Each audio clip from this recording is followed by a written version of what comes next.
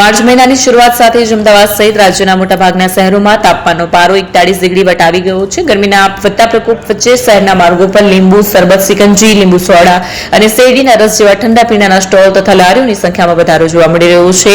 માર્ચમાં જ 1 કિલોનો ભાવ લીંબુના 250 રૂપિયા કિલો થઈ ગયો છે. આ ભાવ વધારાને કારણે સામાન્ય રીતે એપ્રિલમાં જોવા મળતો ભાવ વધારો આ વર્ષે માર્ચમાં જોવા મળી રહ્યો છે. લીંબુનો ભાવ પ્રતિ કિલો 200 થી 250 રૂપિયા સુધી પહોંચી ગયો છે. નવાઈની વાત એ છે કે 2025-26 દરમિયાન જવાલપુર યાર્ડમાં લીંબુની આવક ગત વર્ષ કરતાં 20% વધી ગઈ હોવા છતાં ભાવમાં થયેલો તોતિંગ વધારો સામાન્ય જનતા માટે આઘાતજનક સાબિત થયો છે. સામાન્ય રીતે લીંબુના ભાવ એપ્રિલ અને મે મહિનામાં વધતા હોય છે, પરંતુ આ વર્ષે માર્ચના પ્રારંભથી જ ભાવ આસમાને પહોંચી ગયો છે. ઉનાળાના પ્રારંભે જે લીંબુ અગાઉ 60 થી 80 રૂપિયામાં મળતા હતા તેના ભાવ માત્ર 10 દિવસમાં વધીને 250 રૂપિયા સુધી પહોંચી ગયા છે. ઉલ્લેખનીય છે કે વર્ષ 2024-25ની સરખામણીએ વર્ષ 25-26 દરમિયાન જમાલપુર યાર્ડમાં લીંબુની વાર્ષિક આવક 31,000 ક્વિન્ટલ વધીને કુલ 1.75 લાખ ક્વિન્ટલ થઈ હોવા છતાં ભાવમાં તોતિંગ વધારો જોવા મળી રહ્યો છે.